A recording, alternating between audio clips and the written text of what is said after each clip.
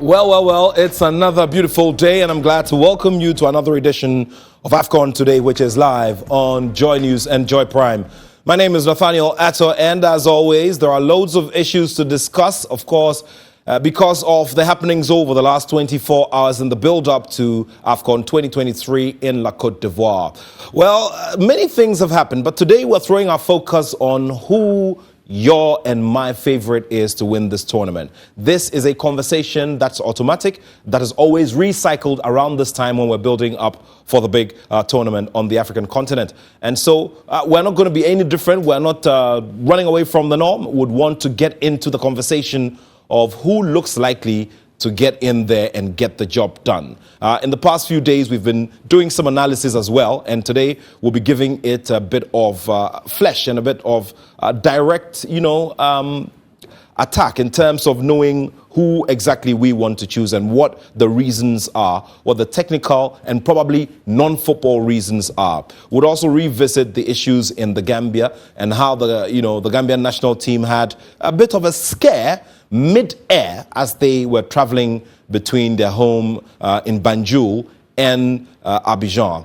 Well, all of these are coming up as we have this one-hour discussion here on the Joy News channel, which is on 421 on DSTV, and the Joy Prime channel, which is on 281, also on DSTV. My guests are already here, and seated Fentuo Tahiru Fentuo from Ghana and Stone from Nigeria would be getting into that conversation very shortly. But thank you all very much for joining us. Who is your favorite to win this year's edition of the Africa Cup of Nations in Côte d'Ivoire?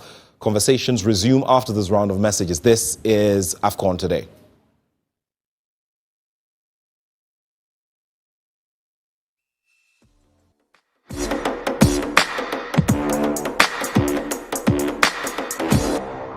All right, thank you very much for staying with us here on Joy Prime and Joy News as we bring you today's AFCON Today. Gentlemen, good to see you again. Yes, always. How are you, man? Yeah, I'm great. It's wonderful to be here. Wonderful. Yeah. Fent, we were talking about a subject in the dressing room, in the makeup room. I'm sure it's something you will be very interested in, but we'll have to talk about it off the camera because you could also get into trouble for discussing that kind of subject. Yeah. It's smart. It's always treading on dangerous waters. Always treading on dangerous waters. You have to know how to walk it. You have to walk. Well, talk about knowing how to walk and navigating. The Gambian national team had a bit of a scare midair, and immediately it brings you it takes you back to the 90s when the whole of the African continent was struck with massive grief when the better part of the Zambian national team crashed as they were going to honor an international assignment. Yeah. Thankfully, the Gambia situation wasn't as bad. After the whole bonus brouhaha, President Adama Barrow got involved and ordered the finance ministry to pay the players their bonuses. So the players agreed to get on the plane to Abidjan, and they were traveling via an Air Côte d'Ivoire flight. But I think 9 minutes into their departure, they noticed a bit of cabin decompression. Not enough air in the aircraft, so they did a quick turnaround, came back to Banjul, and the issues were resolved, and then they went back to Abidjan. They arrived in their kaftans looking dapper, and so they are there now, all issues resolved. Hopefully they can navigate what is a very, very difficult group. And their opening game is not an easy one on Monday. It's Tuesday, I beg your pardon. Yeah, so, in terms of update, they were unable to actually go. So, they are leaving at 4 p.m. today. They are? In a few hours, yes. Okay, so that then is the update to it. Air travel can be very challenging and very funny sometimes. Trying to connect for such a major and I'm just looking at the kind of psychological effect it could have on the players, as against also pushing them to go and achieve out of these troubles. If Gambia were to crash out of the group stages, I won't have a problem with that. Because the reason I won't have a problem with that, and many others won't have a problem with that, is because of what they faced. At this point, there was the money problem, and then now you're entering into the plane, and then all the whole things that are happening, and then, everything has happened just 48 hours or 72 hours to the time of the AFCON. And, it's not just about your skill. It's also about the mentality. It's about the psychology of football. And sometimes we have seen a lot of footballers that were on a high, and then all of a sudden something happens, and even the strongest of them all can have a psychological problem or a break whereby they begin to decline and play worse than we know them to play. And it has happened to the greats, it has happened to those that were not great, it has happened to the average players, it has happened to so many people, just not to call any names. But at the end of the day, we're looking at Gambia now and saying, can they still perform? If they perform and they qualify from that group, this will be one of the greatest feats we have ever seen on the AFCON stage. Well, a great feat indeed. And they always say that sometimes when these kinds of problems come up, they are supposed to toughen you up and make you perform. So you're right. And yesterday, they had another opportunity, and you're absolutely right. They had another, I think when they came back, they had another opportunity to train, and they trained in the national stadium behind closed doors. So they didn't open it to the fans. Yeah, and talk about that as well. I'm reminded of Luka Modric and how his childhood and the difficulties that he went through as a victim of war just always pushed him to perform. The reason why you always see him, on top level energy and putting up that massive play. It does, except this, the thing about the Gambia is that, also because of their geographical location where they are found in the middle of Senegal, they've always been that country that has struggled for recognition. It's almost as if they don't exist. Everybody thinks the Gambia, people confuse them for Zambia most of the time. And they had struggled, especially even for facility. The most basic facilities they don't have. Their stadiums are not good enough to host matches. They struggle to have quality players playing outside of the country. So when they finally qualified for that tournament in Cameroon, it was a big deal. And Tom Saintfiet in particular, their Belgian trainer, was a big hero as a result of that. And sometimes, yes, when you have your backs against the wall, you're unfancied.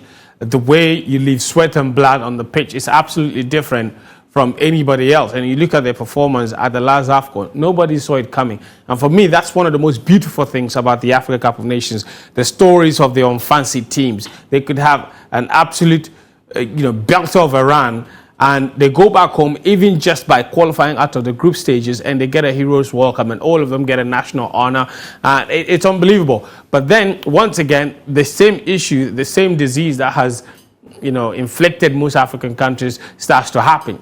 Because then Africa, after the last AFCON, the players realize that, in the 2 years since that last AFCON happened, they've been playing qualifiers and realize that nobody's paying attention, nobody's paying their money. Their country goes and makes big promises and says, if you make the next AFCON, we're going to give you 15,000 or 16,000 US dollars per player. So they go once again. And one thing you have to understand is that for players from unfancied countries, most of them don't play in top leagues, so they don't have their own means of earning big money. The national team represents an avenue where they can make money. It's a lot like women's football, where a lot of the women players don't really make a lot of money from professional football, except with the national teams. So they come in there, and that is why, for me, the conversation, it's moved away from, okay, you know what, right now, we have an ability. We think that we can qualify the country for another AFCON. We think that we are rubbing shoulders with the likes of Andre Ayew, Vincent Aboubakar, Mohamed Salah. We're playing at the same stage. At least we should be earning something decent, And if you don't pay, they start to, because they understand that when it comes to politicians and African players, they see it. When politicians make promises to themselves, they always redeem them. There's never a case where you've never heard that they've not had enough money to pay politicians' salaries. And yet when it's issues of bonuses, there's never enough money to pay bonuses. So, I think, yes, you can make the argument that football should always be first. But I'm saying that when they made that last AFCON, there were no promises on the table. But they made the AFCON. They qualified, they went, they represented the country, played their hearts out. You come, they didn't beg you to make the promises. But if you make them, They're playing with expectations on those promises. People have borrowed against those promises. I said it, like most people don't understand the dynamics. It's easy to blame the players. But when you make promises like that to a professional footballer who might not be making enough money, enough income to feed his family, he's making budgets. He's borrowing money. Probably has gone to one of the banks to borrow some thousands of dollars to start a foundation for a future home. That's it. And it may be the day they qualified, he knows that money is coming. So that's the day the bank will give him the money because they know that he's qualified and the money will come. And then the day comes, you don't pay the money. Look at Equatorial Guinea, for example. You know the story. They are also demanding, right? They are demanding 16,000 euros per player for qualifying for the AFCON. And they are, on top of that, they're demanding to be paid 6,000 euros each per game, irrespective of the outcome. So they don't care if they qualify, they win the game. It's not a winning bonus. They're just saying we've qualified, and for every match we'll play at the AFCON, you pay each of us 6,000. You don't pay us, we don't play, the country gets banned, and who suffers? Yes, the players will suffer, but the country suffers the most. And you're also looking at the availability of the resources as well, because obviously Equatorial Guinea is an oil-rich nation. Unfortunately, you don't see the balance in terms of the development of infrastructure. Whose vice president lives on Instagram? Of the people. The vice president, lives large. Lives large. Yeah. Wait, not just live large. Shows it. Shows that this and Nat knows he has a home here. Does he not? I have issues here. Does he not have a home here? Yeah, he does. He has friends here. He comes to shop here. He comes to, party here. He's a party animal. And for me, I think that quantum of demand by each player is representative of what they see in terms of the resource store that is available. Yeah, so, and you look at someone like I take it back to a country like Nigeria, where you said that the players are not playing in big leagues, so they are not earning that amount of money in Gambia. But you see a country like Nigeria some years ago where we had to travel, and someone like Mikel Obi also had to pay the bills of the entire players. And we're having some countries where in Africa, the one player who is earning so much money in his club side because of what he's doing, because of his dynamic, because he's one of the best in his position, has to pay for the entire players and then push the whole thing and everything and say, okay, let's just go represent the team. Let's go represent ourselves. Let's do well for our people. There are people that are looking up to us, all this kind of stuff like that. And they do it. And then you have a situation whereby the politicians are traveling to this place to treat themselves and taking the first flight and doing this and doing that and living this lavish life. Children abroad, all this kind of stuff, and then finding money inside tanks and wells and things like that. And then you think about it, and then you're trying to tell these players, go play. And when you enter the pitch, you have to look at this. When you enter the pitch, you do not know if you're going to have a career-ending injury. You do not know. There are players that enter the pitch. Players enter the pitch. They don't know what's going to happen. Somebody might just come with a hard tackle, and you are done.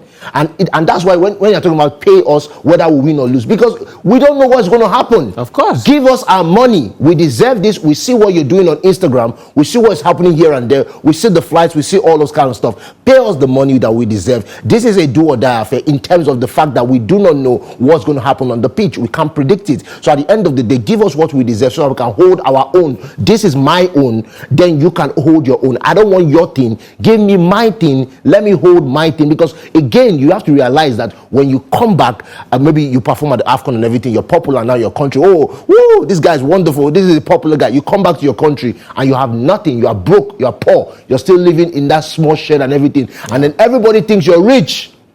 It's a psychological thing. They think you're rich, and then 10 years later they're going to do a video. Now it happens. We'll go interview people. You just say, he played at the AFCON, he played at the World Cup for the national team, and now he's a poor man. And they do this documentary and video you living on the street, and those videos are out there. They've just Google footballer that lost his money. Sometimes he did not lose his money. It's just that he was not paid enough. As simple as that. And Equatorial Guinea don't have a good record at the AFCON. They only won one game in the history of the AFCON. They even hosted the competition in 2015. Ghana kicked them out. With Gabon in the round of 16. So, like you rightly said, they know they're not going to go there and win any matches. It's going to be extremely difficult. Look at the group they find themselves in against Tunisia, Libya, Botswana. that's always going to be It's very tough. very tough. Very, very, very tough. All right, so you've mentioned Equatorial Guinea. These are the qualifiers. This is the group they qualified out of. Yes. And that's a tough group. And they were able to Tunisia, Libya, and Botswana, and they still made it out of the group. Who knows? But this time around in the group stages, they found themselves in a very, very difficult group, and I don't think they'll even win a single game. Well, so Gambia done, Equatorial Guinea done. Are there any others? That you feel may not come to the party at this tournament? At this tournament? Yeah. Countries that you think might not deliver? Yeah. Quite a lot. I mean, only 16 of them will make it to round of 16, and only 8 can get to the quarterfinals, which means that by the time we get to the quarterfinals of the competition, 16 countries are out already.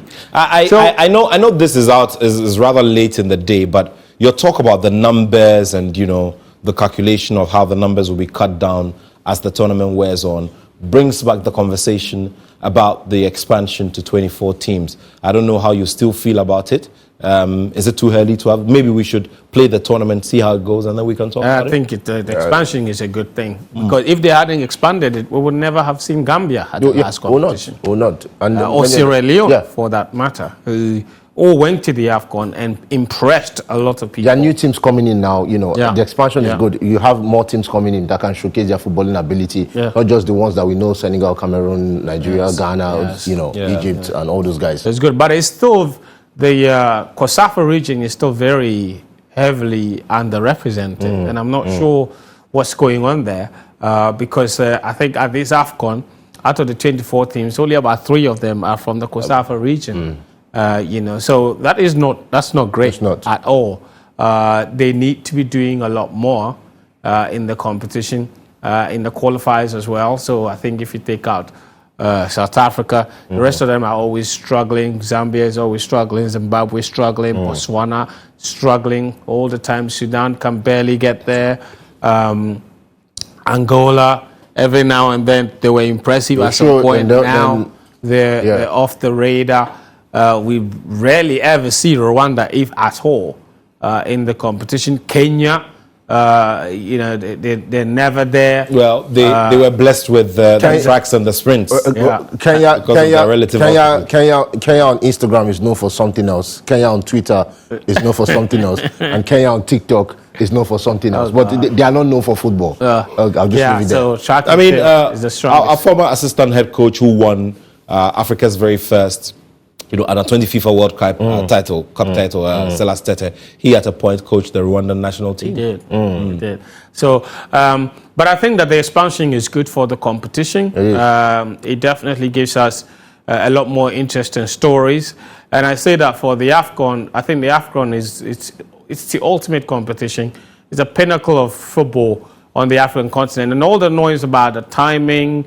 Listen, the AFCON started in the 1950s. At the time, no European cared about what an African footballer was at the time. We're playing our competition. Why would you now come and be interested in our players and suddenly you want us to change our competition because you're not interested in our players? No, I don't agree. I think AFCON is unique. It's chaotic, it's not perfect, but it's all part of the AFCON's charm. All these bonus rounds are all part of the reason why the AFCON is an interesting competition. Sure. The AFCON is the only competition that gives you such crazy storylines. The uniqueness of the competition is bar none.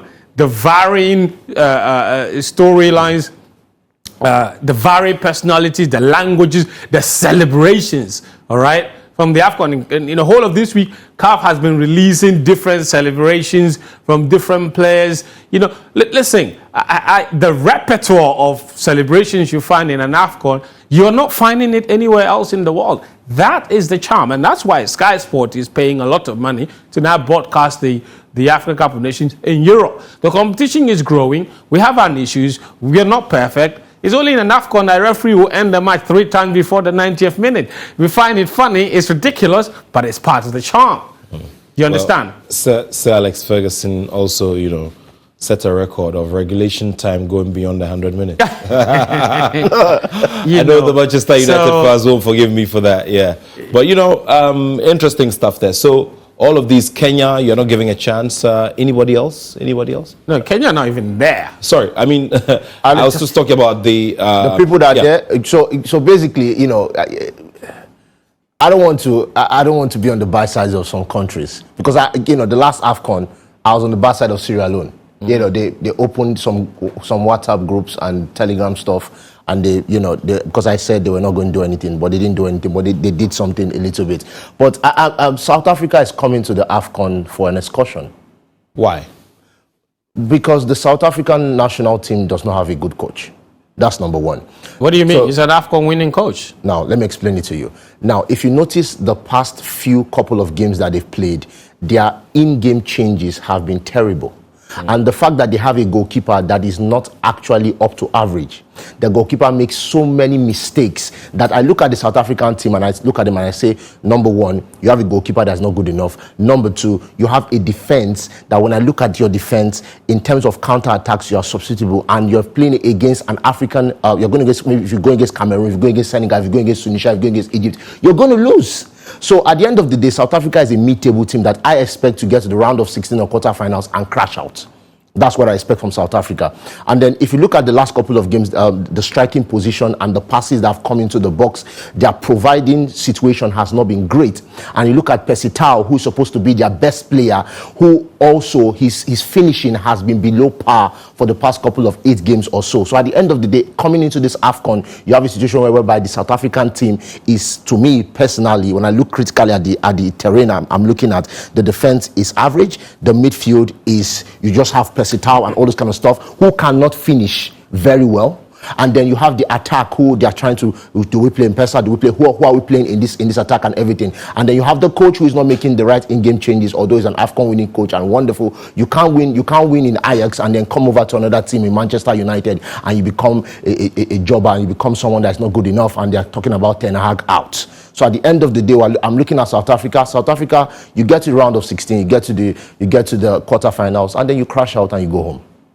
Wow, interesting stuff there. There's still a lot more to discuss here as we look forward to seeing who have the massive strengths. Who has the massive strengths and who looks likely to take this one. There are definitely names that all of you would want to see at this time in terms of who will have the strength. Let's begin with Cameroon. Cameroon, started it off because of their dominance of the continent and, presence at the FIFA World Cups. They grew a lot more confident, and they have been a major force since. Yeah. If you take out Egypt, Cameroon are the second country with the biggest pedigree in the Africa Cup of Nations, with 5 titles. The last one, of course, coming in 2017 with a very own fancy team that Hugo Bruce took to that competition and won. And Cameroon has always been that country that always comes into every competition with controversy. It's never smooth. Look, we say Ghana and Nigeria are chaotic, but Cameroon is next level. And that 2017 AFCON when they won, we all remember that almost half of the big players didn't go to the competition because they didn't want to go to the competition. Including the likes of even Andre Onana himself and, Choupo-Moting. All of them didn't show up at that competition. The Liverpool defender, Matip, all of them didn't go. And somehow they still ended up winning the competition. This time around, the last time out, they hosted the competition, obviously, ended up finishing 3rd. But it was a competition that, not a lot of people expected Cameroon to do well if it wasn't because they were host. But Vincent Aboubakar, we spoke about him yesterday, he showed up, he and Tuko Ekambi, they showed up and they delivered a masterful performance. Look, and it is one competition that Cameroon didn't win, but not a lot of people were very upset in Cameroon because they gave it everything to try and win that competition. Obviously, it didn't happen, but they showed us yet again that when it comes to the Africa Cup of Nations, they cannot be ruled out. They are going into this competition yet again with all their controversies, and the biggest one being the absence of Andre Onana. He continues to remain at Manchester United, and I'm very surprised that at this stage, that Rigobert Song still has not released a statement to ask him from the squad. I don't know what his business is at Man United, and now we are being told that he will not even be present for that first game against, I believe it's against Guinea. It makes absolutely no sense why he continues to remain there. However, what they have is what they have. Rigobert Song didn't start his Cameroon reign very well, but he's coming into the competition. He knows exactly what it means to play for Cameroon at the Africa Cup of Nations. He's won the Africa Cup of Nations trophy 2000, 2002. He knows exactly what it takes to win that competition. And I think that as a coach, he can transfer that his experience. It's a massive, in my opinion, it's a massive opportunity for him in particular. That golden generation of Cameroon players that went to the World Cup, won multiple Cup of Nations, defended the title 2000, 2002. He is the one that has been given a coaching opportunity. Not the Samuel Eto'os or any of those others have this opportunity. And he's got a squad that is very unfancied, but know exactly what it means to play for the Indomitable Lions in the Cup of Nations. So, in my opinion, I think Cameroon are in the position to do well. I don't think that they're in a position to win the trophy, but I do think that they are, for me, not necessarily one of the favorites, but some big dark horses that you don't expect to necessarily go and win the competition with a lot of unfancied players, but Cameroon will be strong. They are always strong. If you put this Cameroon team against Ghana, I'll pick them to win any day. If they come up against Nigeria, I will pick them to win any day. And yet, those two teams have far more talented players on paper than Cameroon. Well, interesting stuff there. So and this man, Vincent Aboubakar. Yeah, I mean, his leadership has been amazing. His effect on the pitch has also been par excellence. That's the best AFCON player for the past two AFCONs that we've had, two past AFCONs.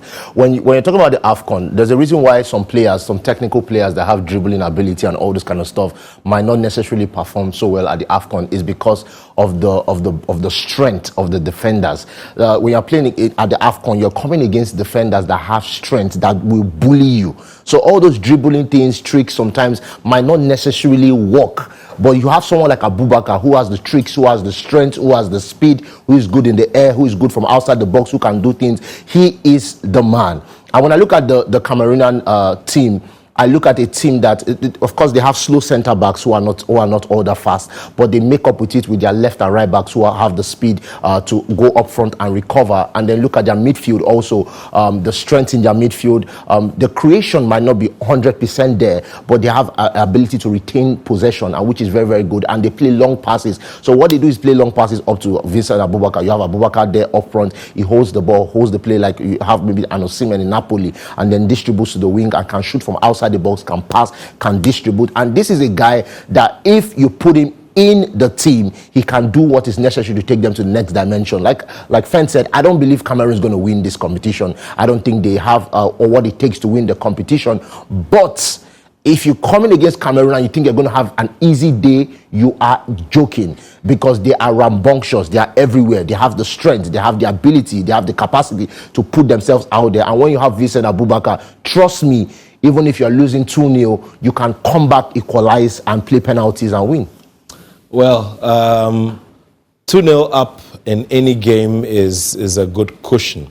Well, let's see how things go when everything kicks off on Saturday. But right now, we want to throw our attention on more of the probables. Who else would be your probable? We've done, Cameroon.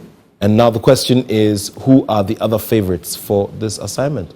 So basically, I think we're talking about dark horses right now. You mentioned Cameroon, and Fent and I had a conversation, and but I'm going to say what I'm going to say. That's just it. The practical thing is this: I love Namibia, and when I saw that the percentage thing by Opta and everything, I was pissed because Namibia is last. How could you put Namibia last? The last two games Namibia played with Cameroon was a draw and a win. They beat Cameroon, and they drew with Cameroon. So at the end of the day, we're looking at a team that has Peter Shaluli, and you're looking at the effect of Namibia. The number one thing that is going to be the problem of Namibia is the fact that they don't pass in the final third. When it comes to counter-attack at this AFCON, Namibia has the best counter-attacking team at this AFCON. Bar nobody. Bar Morocco, bar Nigeria, bar anybody. They have the How best did we see it? Demands. It comes in by the second, doesn't it? It does. Well, football fans and their demands is coming in like in droves. But let's now look at some more of the probable faces.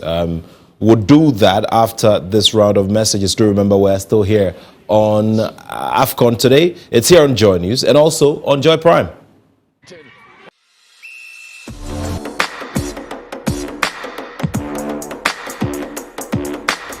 Well, we're still looking at the probables for this tournament and who gets that very big trophy. It's a very interesting conversation, set of conversations we're having here now. So let's now throw the focus on, let's look at Egypt, okay? Now, No, we're looking at Nigeria. Okay, Nigeria, before we go to Egypt, okay? All right, so there we go. 20 appearances at the tournament. The best results were in 1980, in 1994 when Tunisia hosted it, and of course in 2013 under the late coach Stephen Keshi. Now, interesting thing about coach Stephen Keshi is that he won it as a captain and as a coach. So he and the likes of Didier Deschamps are, within the same space. All right, so Jose Peseiro of Portugal is there. There were conversations about getting him out, but then it had to be quickly hushed because it was going to cost quite a bit of money, to the NFF and the Nigerian government. All right, so let's take a look at the big names. Now, there he is, 97 caps for Nigeria. He's seen 53 wins with the national team. No, not. This is Nigeria's all-time AFCON start. Oh, okay, there we go. There we go. Good. So they've played 97 games in the competition. They've won 53 so matches. nine finals, in all, and they've won 3 out of them. So 6 of them ended up in disappointments. And in the last AFCON, it was obviously the round of 16 where, there was a very big rating tag put on the team. But of course, Tunisia had to end all of it. Yeah. Let's go back to that last graphic. I just want to see their fixtures again. And Nigeria in particular, there you go. So against Equatorial Guinea is their opening game. It's a must win. They have to start well. Then because against Cote d'Ivoire is a very tricky one against the host nation. And we'll talk about the host nation very shortly. But I think that Nigeria, this is a baptism of fire for them. Nigeria goes into every competition, every AFCON really, believing that they must win. And the last time they won it, they were unfancied. Nobody thought it would happen, but it happened. But when they have been expected to win the competition, they haven't done it. Unfortunately for them, the last AFCON, Victor Osimhen missed it. This time around, he's coming into the competition, and he is expected to be the key man. They will miss Victor Boniface, but I think that ultimately attack is not where Nigeria's problems are. They are still stuffed in there. Even Murphy, who has replaced Boniface, is doing 6 goals so far this season in the League R as well. Then you've got Ademola Lookman. You've got lots of talent in that Nigerian attack. And for me, that is where Nigeria's biggest problems are, because the temptation to always stuff a lot of attackers into the team is why, for example, in 14 games that Peseiro has taken over, they've conceded in as many as 11. They can't keep any clean sheets. And the 4-2-3-1 formation, sometimes it's not helping, because in fact, sometimes most of the formations he's tended to play has been 4-2-4, where he likes to put 4 attackers in there. It works against weaker opposition, as we saw against Atomi when they scored 10 goals. But in teams that are very strong, especially in the middle of the park, they struggle. Like we saw against Zimbabwe in World Cup qualifying. The goalkeeping is another big problem. Francis Uzoho, he's been a disaster. Like, he said the last time, they said they have nothing in goal. And the last goalkeeper they took to the last AFCON, they attacked his home after he made a mistake that got them kicked out of the competition. And he went into mental distress. So it just says everything you need to know about a country like Nigeria. I still think that just by the sheer value of the quality they have in their team, they will be considered some favorites, not heavy favorites, but Nigeria will always be there. Yeah, and I'm always going back. Yeah, I don't know. I think the coach also is very experienced. Jose Peseiro, he's been a Real Madrid assistant coach before. He's worked with Carlos Queiroz, he's worked with Jose Mourinho. But none of that matters when you coach Nigeria if you don't win. Exactly, because they've seen it 3 different times along the journey. Let's now talk about Ghana.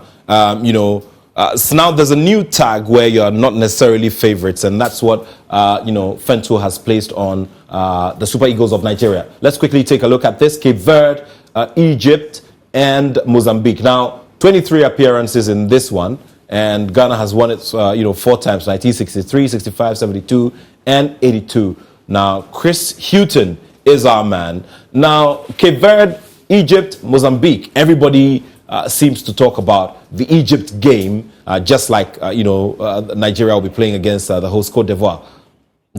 I think the most difficult match there, and it will be shocking, is Cape Verde. And it's not necessarily the fact that Egypt does not have the quality in terms of names, but it's the fact that the Cape Verdean strength is the Ghanaian national team defense weakness.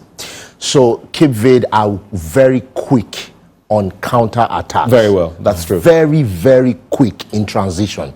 So you have a situation whereby when Ghana is attacking, they attack you with the front, and then you have the wing backs pushing up and all this kind of stuff. And a situation whereby Inaki Williams is not getting passes so much. If you watch the game many a times, I'm like, why are they not passing to this guy? Like, what's happening? That kind of stuff. So if in a situation whereby you don't have Thomas Partey who can control the game, and you're looking at that situation, if you lose the ball, the transition is quick. And when the transition is that quick, and you're looking at a situation whereby you don't have the fastest center backs, you don't have you have a situation whereby you can be attacked at that situation. Cape Verde is the person to look at, because with Egypt you already know how they play. You know that they will pack the box, you know that they will contain and counter. But then you're looking at, okay, if I hold Salah and I go here and hold Trezeguet and all this kind of stuff, you know who to hold. But Cape Verde is just a situation whereby all of them, like, it's just like a pack of wolves transitioning and moving on and trying to get to you. And if you lose the ball in the middle of the park, or if you lose the ball on the wing attacking Cape Verde, they are going to hurt you. And so I believe that Ghana should not enter that game as, we know this is what we can do. We can just beat them up and all this kind of stuff. They should enter the game with a little bit of a respect to the Cape Verdeans, and go into that game with a sense of duty that if we're going to win this game, we need to play as we know that Ghana can play. If Ghana is serious, they can't defeat you without conceding 1 goal. They will bully you, they will play you, and they will show up, and they will show you out, and they will do what is necessary. But if they have all those lackadaisical stuff and all those mistakes here and there, then they are going to have the shock of their lives. But I believe that Ghana is going to go there with strength, and with the fact that the president came out, that show of solidarity to travel there and meet the team, it should be a thing of, oh, my president came, I'm going to show the president I can do something. I'm going to show the Ghanaian populace that I can do something. I'm going to go in there, I'm going to win my first match, make a statement and say, this is 3 points, I'm beating you 2-0 or 3-0. That will be a statement, and everyone will be like, oh, they won 2-0, 3-0, oh, let me back them up now. If Ghana wants to play you, if they really want to play you, they will bully you. Your striker will do nothing. Nothing. They will make sure that you are toothless. You are a toothless bulldog.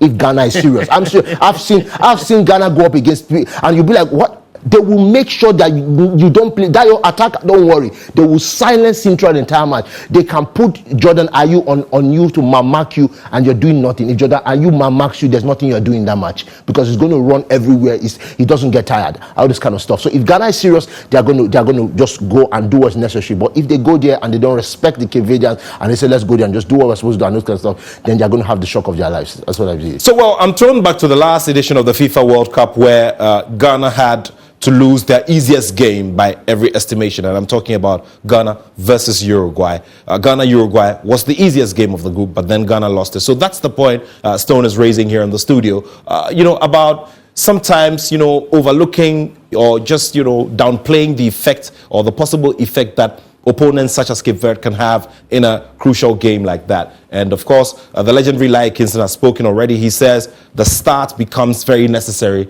in the scheme of things. If we don't start well, then we're going to have problems. Let's now quickly take a look at Morocco. Morocco come in here with the major strength of shining Africa's light at the at the Mundial, and rightly so, finishing 4th. And so because of that, they sure will be everybody's pick. Yeah, but they haven't won the AFCON since 1976, so that's a very long time. And, you know, clubs or countries that have gone to the World Cup have done really well, haven't always necessarily replicated that performance at the Africa Cup of Nations. A totally different competition altogether. Morocco would know that coming into the competition. They've suffered way too many disappointments. The last time Morocco were in the final of the Africa Cup of Nations was back in 2004 when they lost to Tunisia in that final. So it's been a very long time, and every time they have been built as favorites in the competition, they have disappointed. And that was from the last competition in Zambia, shocking them a little bit in there. So, you know, you have to be cautious if you're Morocco. The talent is there, lots of talent in this Moroccan team. Ounahi, very, very good. Very good footballer. Olympique Marseille, he's in very good form this year. So he's coming in, playing a very good supporting cast. Achraf Hakimi, no player has contributed more goals for PSG than him this season. So he is a top form. Hakim Ziyech, when it comes to the national team, is a totally different player. And you look at that, you know, only 2 finals for a team as talented as Morocco. That's rather disappointing. You know, so the 76 win and obviously the 2004 loss, the last time they went to the final. 20 appearances in this competition, only 70 games played. It just tells you that they never go really far in the competition. So I think this time around, the talent, this is a golden generation of Moroccan talent. If they don't win this AFCON, they're hosting the next one as well. I think majority or quite a significant number of these players from the Amrabat, they might not be around for the next edition of the competition. And even if they are, they would be much older getting into that competition, reducing any chances they have of winning the competition. And for me, the reason Mohammed V has made all of that investment in infrastructure is to get Morocco to winning, especially the AFCON. They've seen them go to the World Cup and do well. That was great. But if he cannot, especially in this year and 2025, leading into that 2030 World Cup that they'll be hosting, if Morocco doesn't win a major trophy in between that period, it would be considered a colossal failure. And this time around, I think they have a great goalkeeper, Yassine Bono. One of the best in the world. Thank you. There you go. Amrabat is in midfield. Hakim Ziyech up top. They've got talent all around the pitch. So Hakimi, so then it means so they have no excuse whatsoever. That is the point. No excuse whatsoever not to get this right at this AFCON, because according to Fento, and as we all do see, there is a massive pool of talent and they are performing as well around the globe. Well, let's go across to their North African neighbors and take a look at Egypt. Now, Egypt have the record, they have the pedigree. For some reason, just like Real Madrid knows how to play the UEFA Champions League, they also know how to play the Africa Cup of Nations. Stone, there we go. 107 matches, 60 wins, lost 27 there, drew 21. 26 appearances, 10 of the finals, and they've won 7 of the 10 finals they've played in. So they know how to play the AFCON. The thing about Egypt, like I was saying yesterday, and you have to be, you know, when I'm talking about Egypt, it's almost like, you know, I'm not being patriotic, but I'm trying to just calm down at this point. But these people are great, right? Now, let me just run through it very quick. The truth about this is this. Egypt's game plan is contain and counter, and they have 2 great goalkeepers right now that are very good in penalties and also very good. Gabaski and El Shanawi. And you know, if you put any of them can start. Gabaski in the last AFCON was a revelation. Yeah. He was the goalkeeper that everyone was like, what's happened? This guy saving penalties left and right and was very good on the pitch and all this kind of stuff. Now, the Egyptian national... So it's time to bring in Karim. Karim, come over. You know, yesterday we were doing some calculations, you know, today some more calculations, right? Yes, some more calculations. Very well, very well. Egypt have won 7 titles because they are doing some basics, and it's those basics we are coming to look at. Okay, that's so basically we've got Nigeria's record here. Yes, scoring the goals and defending well. So what I'm looking at today is the last 5 winners of the AFCON. How many goals have they scored? How many goals have they conceded? And in doing that, how many clean sheets? What are we going at? We are looking at it. If Ghana is to win the title, what are we going to do in terms of goals and scoring goals? What is required in defensive performance to win the AFCON? And we are using the last 5 editions as a benchmark to arrive at that conclusion. Let's look at Nigeria's run in 2013. They won it in South Africa.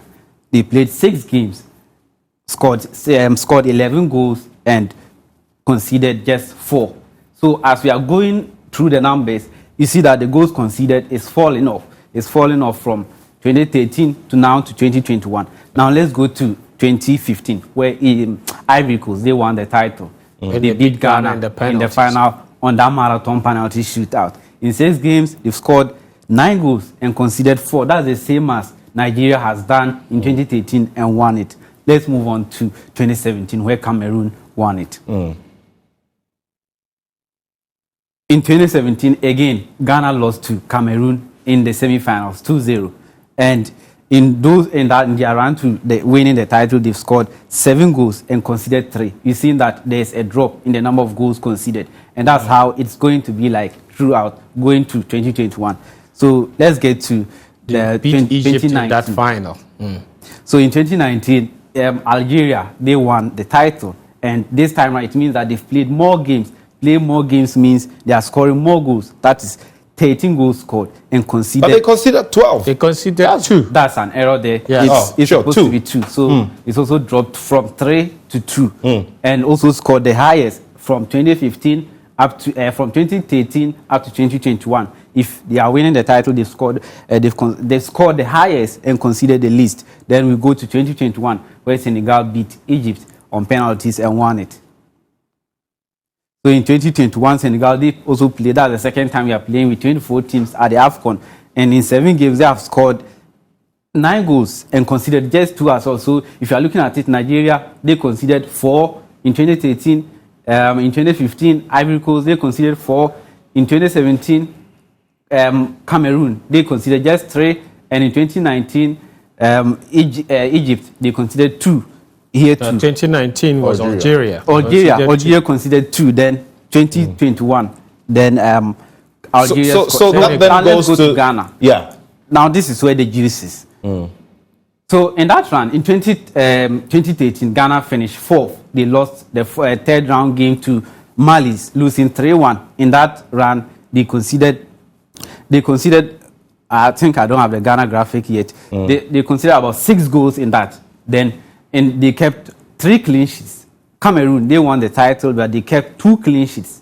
So it means that Ghana's numbers during that was Ghana kept 3 clean sheets. Even though they played the same number of games. Yes, they played the same number of games because Ghana has got to play an extra game for going to the 3rd round. Then in 2015, Ghana finished 2nd against. That's your graphic. Losing to Ivory Coast. We kept 4 clean sheets there. That's 2 more than Ivory Coast has done in 2015 and won the title. Then in 2017, we got to finish 4th again, losing the 3rd round playoff again. And we kept 3 clean sheets in that again. In 2019, we conceded as many as 2019 here.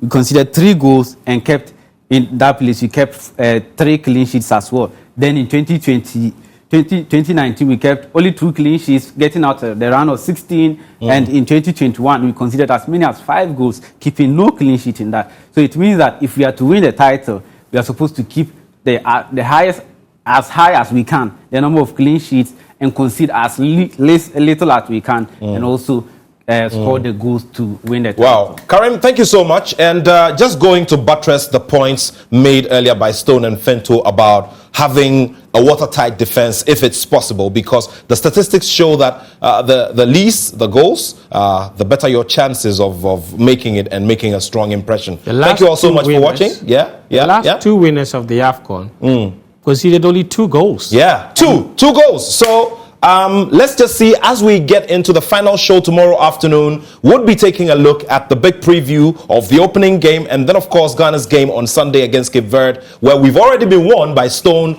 of speed. Beware of Cape Verde's speed. I'll catch you tomorrow. Thank you so much for watching. We'll be here on Joy News and Joy Prime, same time, 1 p.m. right here on this channel. My name is Nathaniel Atto, and I have love for sport.